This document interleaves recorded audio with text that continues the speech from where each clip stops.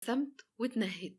فاطمة قالت لها خلاص يا ماما، الجواب باين من عنوانه. قلت لهم بصوا، في الحقيقة هو حب ومش حب. قالوا لي ازاي يعني؟ قلت لهم انا طول عمري ماما بتحذرني من اللعب مع الاولاد او الاختلاط بيهم حتى من ايام الحضانة، ودايما بتوعيني وتقولي اني ما يصحش اصاحبهم او العب معاهم. ومرت الايام وكبرت، وانا في اعدادي كان ليا ابن عمي في ثانوي. ماما كانت دايما توصيه عليا ان هو ياخد باله مني، كان هو الولد الوحيد اللي مسموح لي اقرب منه واكلمه واروح وارجع معاه من المدرسة، بحكم انه هو ابن عمي طبعا، وكان محترم وجدع من يومه، وعمره ما بصلي بصة مش كويسة ولا قال كلمة تزعلني حتى.